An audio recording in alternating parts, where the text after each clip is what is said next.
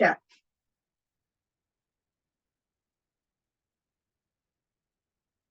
तो आपको ये पता है वो ओघा लेकर आर्य वज्र की बात आई थी, पता है, याद आ रहा है सबको? हाँ, वो घटना आएगी अभी। वो जो धनगिरी जी ने दीक्षा ले ली, सुनंदा को पुत्र उत्पन्न हुआ, और बातें हो रही है, सुनंदा ने बोला कि भाई इसके पिता ने तो दीक्षा ले ली है, लोग आ रहे हैं पुत्र को देखने के लिए, तो कह रहे हैं कि देखो कैसा बाप है, वो बेटे का जन्म अब हुआ और उसने दीक्षा ले ली। तो ये दीक्षा दीक्षा शब्द सुनकर वो बच्चे को है ना जाति स्मरण ज्ञान हुआ, और उसको भी माता का मोह कम करना था कि माता उसको छोड़ के पिता के पास आ जाए, इसलिए उसने रोना धोना शुरू कर लिया। चुप ही नहीं हो रहा है, रोते ही जा रहा है, रोते ही जा रहा है, रोते ही जा रहा है।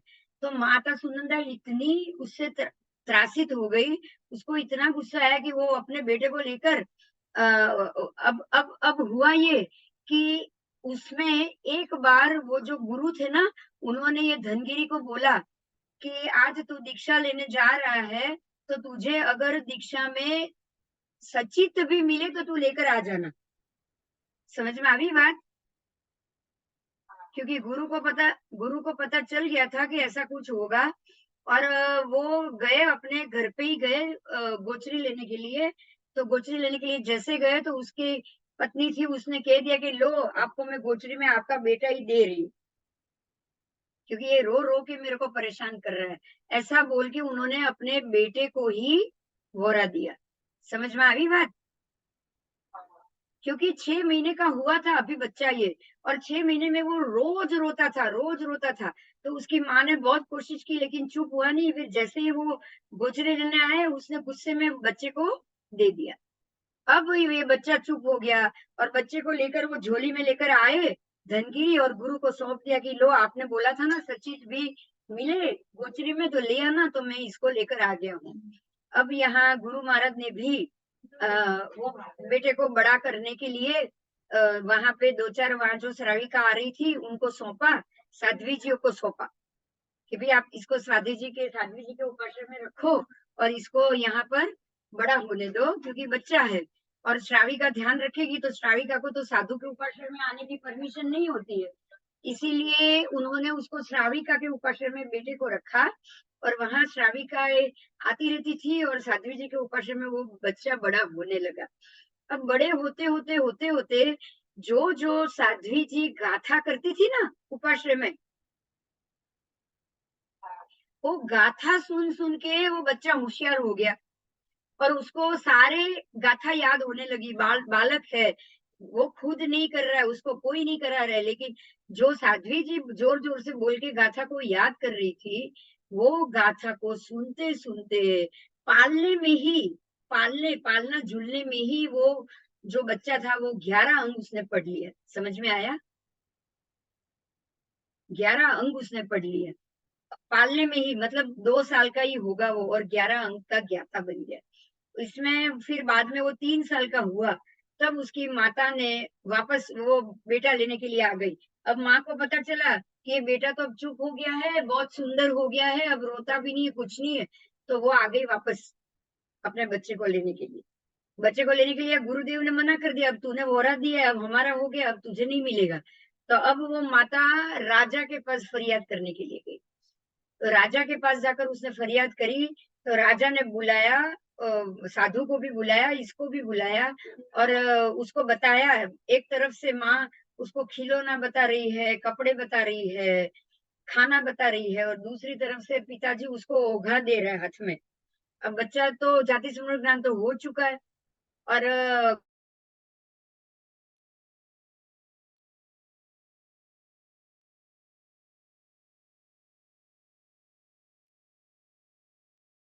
तो बात यहाँ तक आई कि वो बेटा ओघा ले रहा है, क्योंकि इतने साल तक उसने वही सीखा, बराबर। और रात स्मरण ज्ञान तो हो ही चुका था, माँ के पास नहीं रहना था, इसलिए उसने ये सब किया था।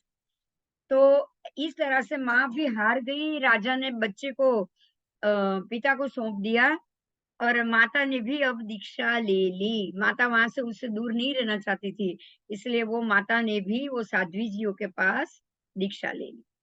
ठीक है? अब वज्र से जो था बालक उसको दीक्षा दी गई। यहाँ भी उसको भी गुरु ने दीक्षित कर लिया। 8 वर्ष के अंत में उसके पूर्व भव के मित्र एक ध्रुंभक देव, जो देव बना था, वज्र का ही पूर्व जन्म का मित्र जो देव बना था, वो ध्रुंभक देवों ने उज्जयिनी के मार्ग में वृष्टि विराम पाने पर उसे कुष्मांड पाक यानी कि पेठा, पेठा जो होता है ना, पेठा को कुष्मांड बोला जाता है, उसकी भिक्षा देनी शुरू की। परंतु उन देवों की आंखें ना टिमटिमाने के कारण उसको देवपिंड समझकर देवपुन मुनियों को अकल्प होने से उसको ग्रहण नहीं किया और इससे संतुष्ट होकर उन देवों ने उसे वैक्री लब्धि दी। देखो वो मित्र देव है, उसकी परीक्षा लेने आया है, उसने वो कोड़ा पाक लाया और भोरा रहा है वो। अब वज्रसेन को तो बहुत सारी चीज मालूम थी, उसको पता है कि देवों की आंखें बंद नहीं होती है, पलका नहीं मारती। उसने देव वो देखता रहा, उनकी आंखें पलक नहीं मार रही थी, तो वो समझ गया कि ये देव है, ये मनुष्य नहीं है। उसने मना कर दिया कि भाई आप तो देव हो और आप जो दे रहे हो वो हमको खप नहीं हो सकता। तो देव संतुष्ट हो गए कि अरे नहीं, ये तो हमारा दोस्त है पर लेकिन बहुत ही पक्का चारित्रवान है, तो उसको उसने वैक्रिय लब्धि दी। उसके बाद फिर ऐसे ही दूसरी बार दूसरे देवों के द्वारा घेवर नहीं लेने की परीक्षा हुई, तब देवों ने उसको भी वहां आकाशगामिनी विद्या दी। बराबर, तो इस प्रकार से ये ऐसे बहुत सारे विद्याओं के वो ज्ञाता बने। और अब वो वज्र मुनि पाटलिपुर में धन नामक सेठ द्वारा करोड़ धन सहित दी जाती हुई उसकी रुक्मणी नामक पुत्री, जिसने साध्वी जियों के मुख से वज्र के गुण सुने, देखो साध्वी जियों के मुख से ये वज्र के गुण सुने, और वज्र तो छोटा ही था, तो जो वहां पर जो उसकी पुत्री थी, धन धन नामक सेठ की पुत्री, उसका नाम है रुक्मिणी, तो वो वज्र का इतना वखाण सुना कि उसने यही सोच लिया कि मैं इसी से शादी करूंगी। उसने क्या सोच लिया, मैं इसी लड़के से शादी करूंगी। बराबर, अब आप ये सोचो कि वज्रसेन तो वज्रषि तो ऋषि है, अब वो शादी कैसे करते हैं। बराबर, हाँ।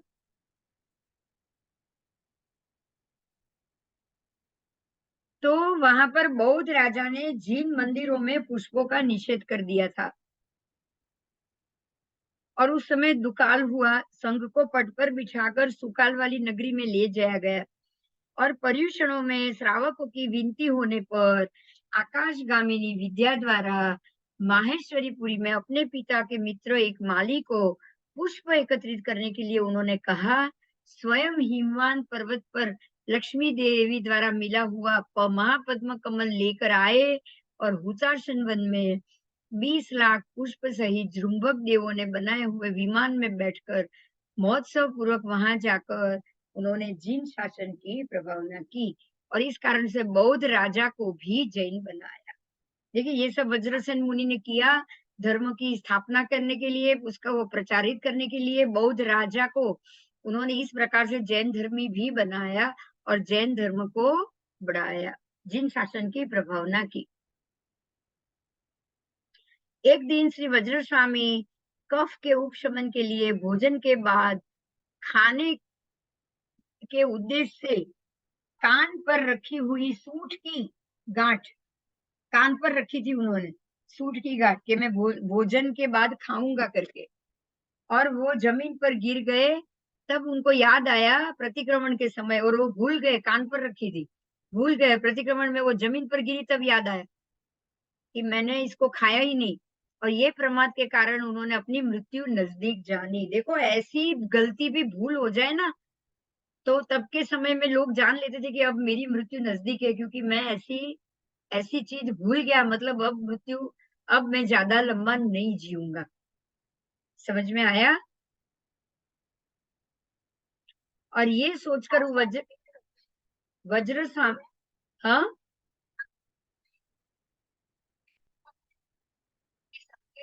हाँ આવા સંકેત જ હોય। भद्रबाहु स्वामी ने एक बड़े से सर्प को एक बच्चे का पालना उठा के सर्प हवा में उड़ा, सर्प हवा में उड़ा बच्चे का पालना लेकर, और जिस दिशा में गया सर्प उस दिशा तक भद्रबाहु स्वामी ने पूरा एरिया खाली कराया, क्योंकि भद्रबाहु स्वामी ने कहा ये सर्प ये बालक को लेकर ये दिशा में उड़ा है, मतलब जो दिशा में वो गया है वो पूरी दिशा में 12 वर्ष तक दुकाल पड़ेगा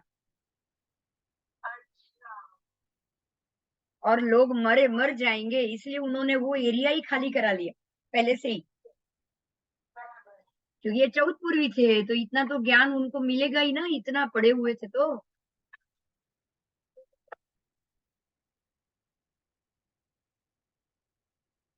ऐसे ही वज्र स्वामी जी समझ गए कि एक छोटी सी जो यहाँ पे मैंने रखी हुई है कान के ऊपर सूट की गांठ, और मैं खाना भूल गया और प्रतिक्रमण के समय वो नीचे गिरी, मतलब उन्होंने जान लिया कि मेरी मृत्यु नजदीक है, और इसलिए उन्होंने अपने शिष्य को ये भी कह दिया कि अब 12 वर्ष का दुकाल पड़ेगा, और जिस दिन मूल्यवान भोजन में से तुझे भिक्षा मिले उसके अगले ही दिन ये सुभिक्ष हो जाएगा, मतलब दुकाल खत्म हो जाएगा, ऐसा उन्होंने अपने शिष्य से कहा। तब निश्चय समझना चाहिए, ऐसा कहकर वो अन्यत्र विहार उन्होंने करा दिया और स्वयं अपने साथ रहे मुनियों सहित रथावर्त पर्वत पर जाकर अनशन ग्रहण करके वो देवलोक चले गए। उन्होंने अनशन ग्रहण कर लिया, उनको लगा कि अब मेरा आयुष्य खत्म हो रहा है, तो उन्होंने तुरंत अनशन ग्रहण कर लिया और अपने शिष्य को ये बोल के गए थे कि दुष्काल होगा, लेकिन जिस दिन तुमको अच्छा भोजन मूल्यवान भोजन भिक्षा में मिलेगा उस दिन समझ लेना कि दूसरे ही दिन से दुकाल खत्म हो जाएगा। आओ,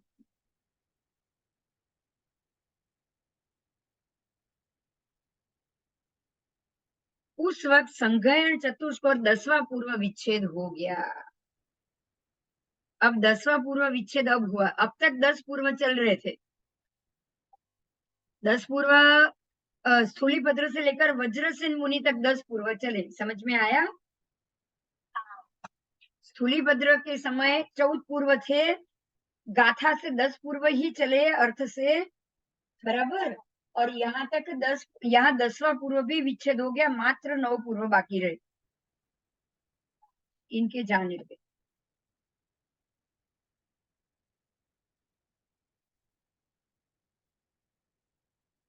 फिर 12 वर्ष का दुकाल भी पड़ा, जो बोल के गए थे वो हुआ। और अंत में दुकाल, एक दिन सोपारक नगर में जिंदत श्रावक के घर एक लक्ष्य मूल वाला अन्न पका।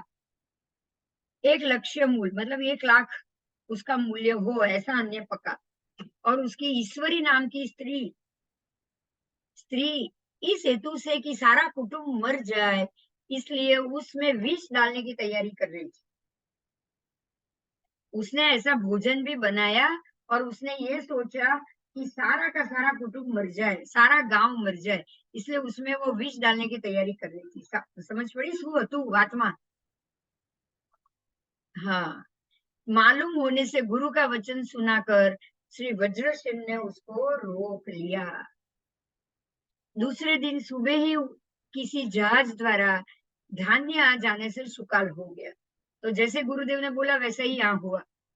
उस वक्त जिनदत्त ने अपनी स्त्री तथा नागेंद्र, चंद्र, निवृत्ति और विद्याधर, नागेंद्र, चंद्र, निवृत्ति और विद्याधर, बराबर, ऐसे 4 पुत्र सहित दीक्षा ग्रहण कर ली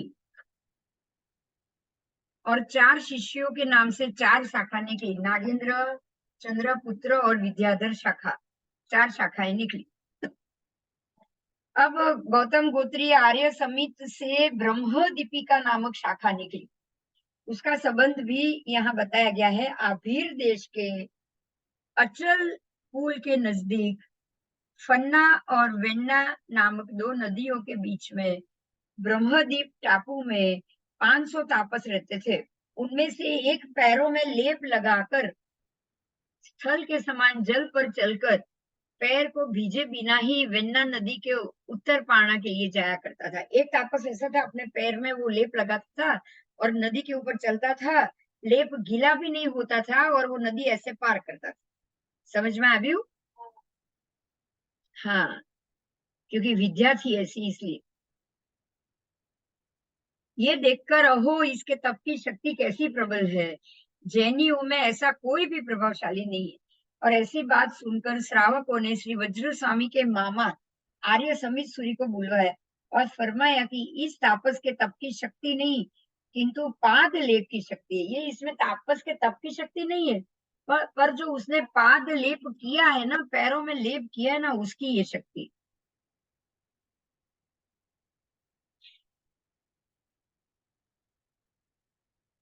ठीक है, तो एक दिन तापस को श्रावकों ने भोजन के लिए बुलाया और वो आ गए, तब पैर पादुकाएं खूब मसल मसल कर धो डाली उन्होंने। और भोजन करने के बाद नदी तक श्रावक साथ में गए। अब धृष्टता का अवलंबन लेकर उसने नदी में प्रवेश किया, परंतु तुरंत ही वो डूबने लग गया। उसको नहीं पता था कि वो जो उसकी पावड़ी थी ना, उसमें से लेप धो दिया गया था। बराबर।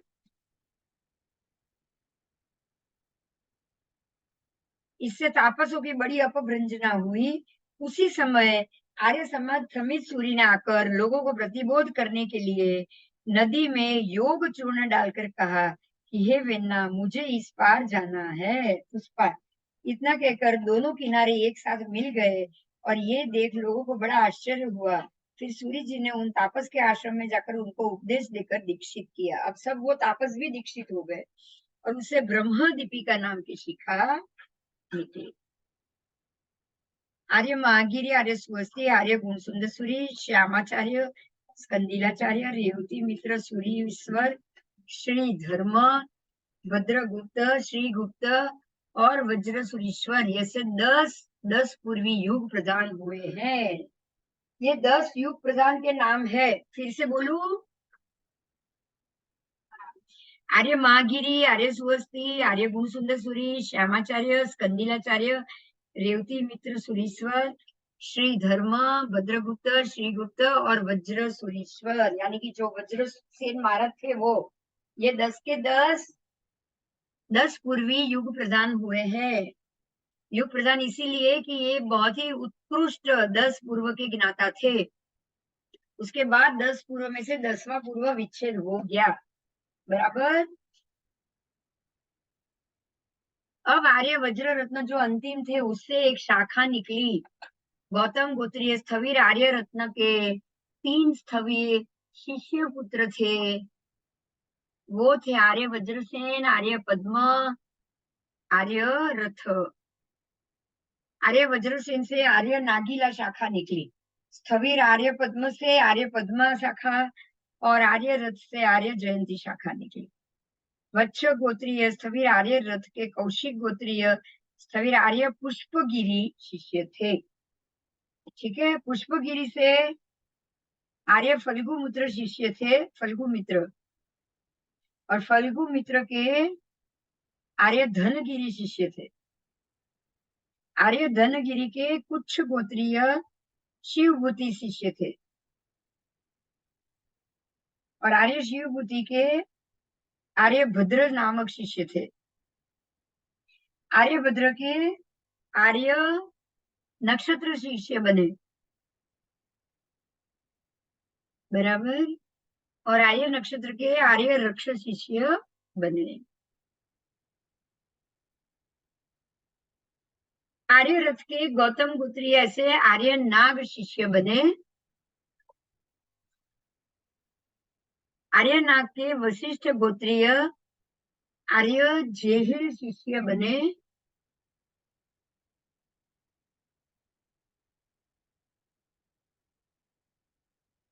और उनके आर्य विष्णु शिष्य बने।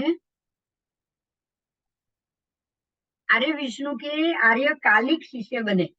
हम कालिक नाम जानते हैं। बराबर। कालकाचार्य बने थे ना जो। हाँ, आओ।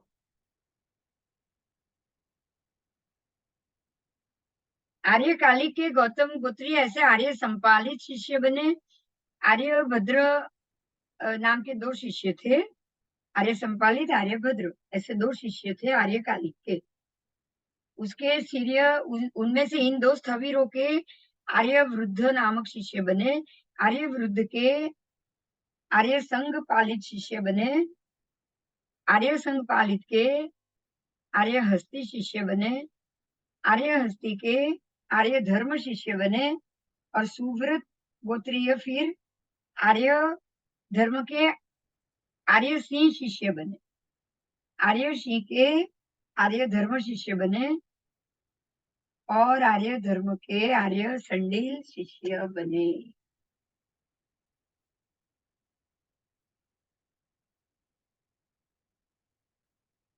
अब यहाँ से वंदामी फग्गु मिस्तम आदि 14 गाथा आती है, जिसका अर्थ ऊपर किया जा चुका है, उससे मिलता जुलता होने से उसका अर्थ भी यहाँ फिर से किया गया है।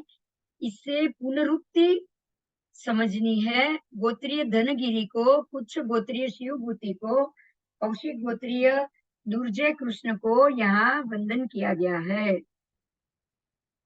काश्यप गोत्रीय को ऐसे दक्ष को यहाँ नमस्कार किया है। फिर आर्य नाग को, आर्य जेहिल को, विष्णु को और कालिक को यहाँ वंदन किया गया है। कुमार संचालित आर्यभद्र को नमन किया है, आर्य वृद्ध को भी नमन किया है, और ऐसे स्थिर सत्व चारित्र ज्ञान से संपन्न ऐसे संघ पालित को भी वंदन किया। संघ पालित तक तो हमने जान लिया।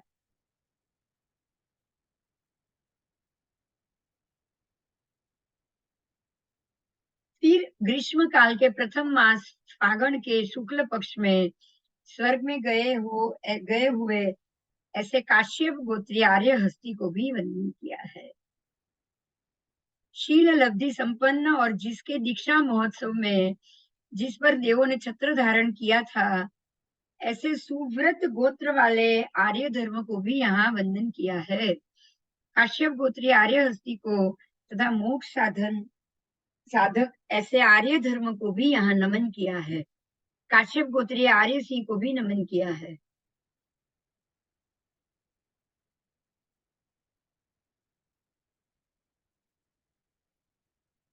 उसके बाद आर्य सिंह को भी नमन किया है। स्थिर सत्व चारित्र ज्ञान से संपन्न ऐसे आर्य जम्बू को भी वंदन किया। देखिए यहाँ तक जम्बू, आगे जो जम्बू स्वामी आ गए उनको भी यहाँ वंदन किया गया है। सरलता से संयुक्त तथा ज्ञान दर्शन चारित्र से संपन्न ऐसे काश्यप गोत्रीय स्थविर नंदित को भी वंदन किया है। माढ़र गोत्रीय देवर्षि गणिक क्षमा श्रमण को भी वंदन किया है। देखिए क्षमा श्रमण का नाम आ गया। आपको पता होगा कि देवर्षि गणिक क्षमा श्रमण ने ही आगम वाचना में, वल्लभीपुर आगम वाचना के अंदर आगमों को हस्तलिखित कराया था। याद आया?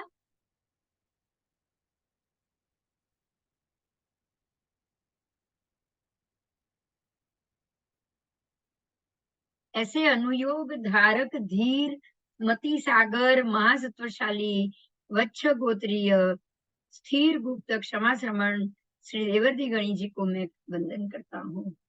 ज्ञान दर्शन चारित्र में सुस्थित गुणवंत ऐसे स्थविर कुमार धर्म गणि को भी वंदन करता हूँ।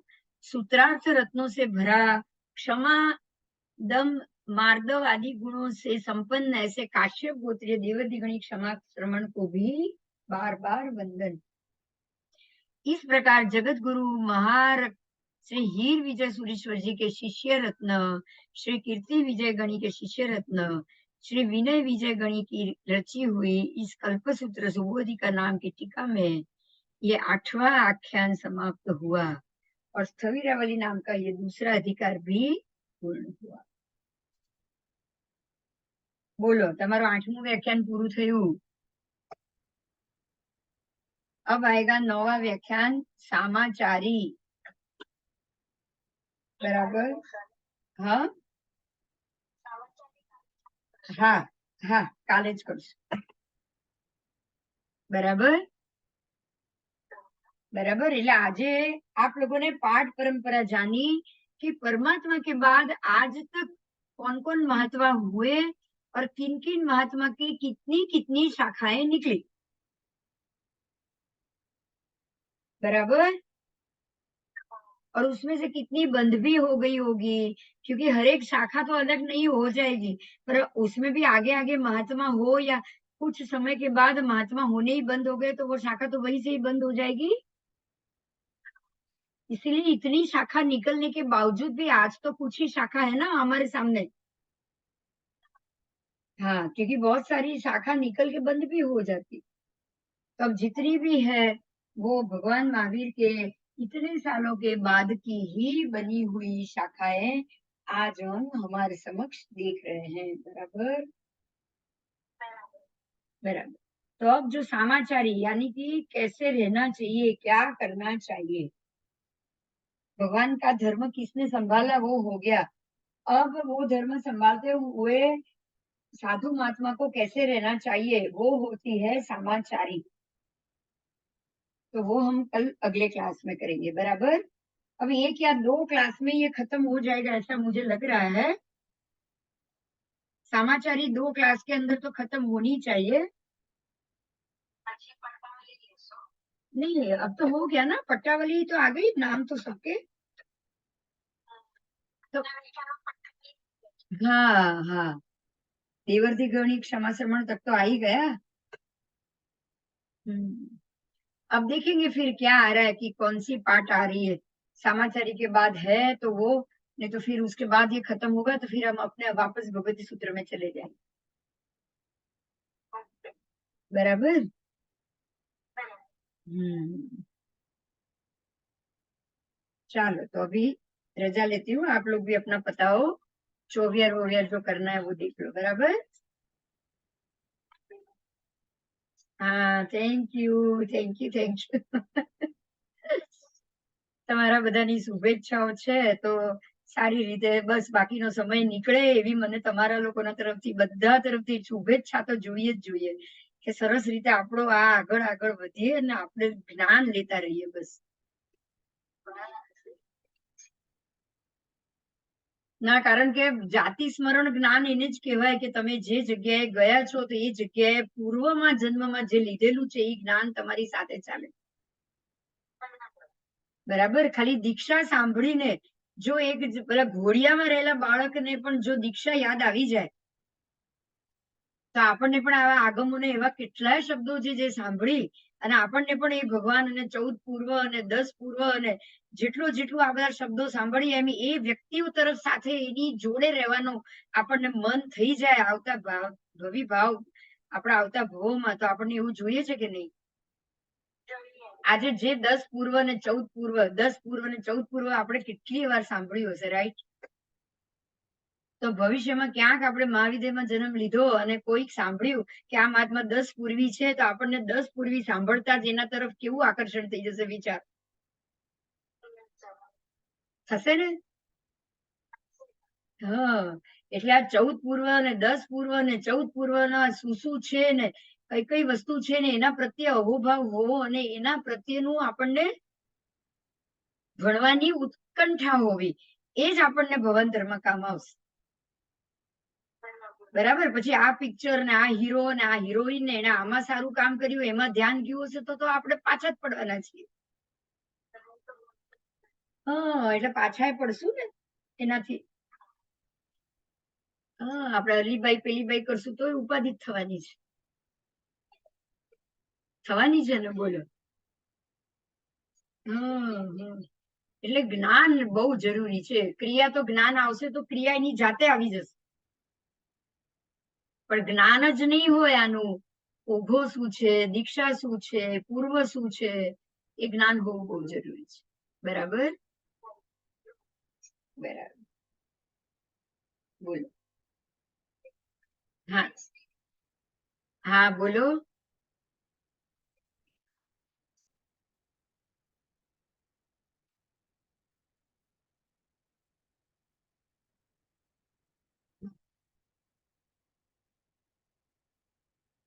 હા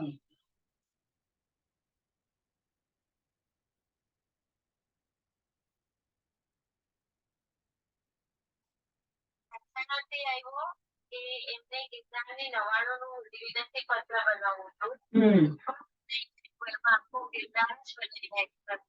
એટલો સરસ એ જેનું પણ જોઈ મને ગુજરાત જોવાનું બસ તો સારું છે. હવે જે શબ્દોને તું લખવામાં લઈ રહી છે એ તો હવે આવતા બહુમાં સહજ જ થઈ જશે ને.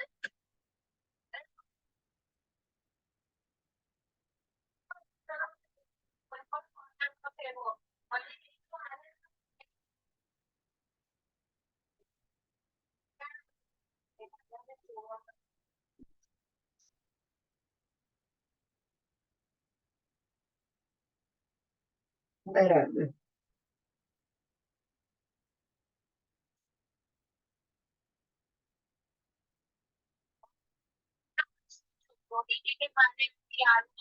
પત્ર જોઈએ છે સેમ ટુ સેમ તમારી પાસે જોઈએ.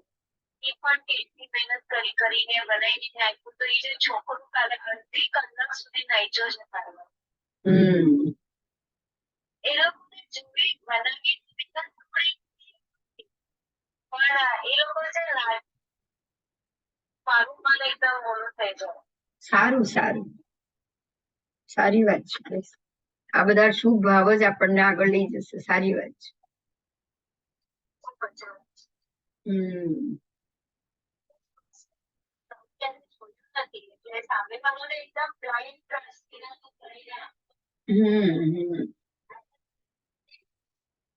હા બરાબર છે.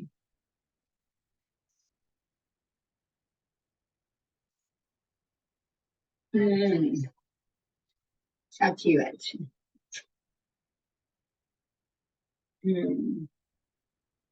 બરાબર. હા ચાલો તો હવે જય જિનેન્દ્ર. કાલે મળીએ આપણે આ ટાઈમે. બરાબર 3:30. હા 3:30 કે 4 હું જોઈ લઉં છું કાલે કેવી રીતે. 3:30 થશે તો 3:30 લઈ લઈશું, નહીં તો 4 તો પાકું જ છે. હા ચાલો જય જિનેન્દ્ર.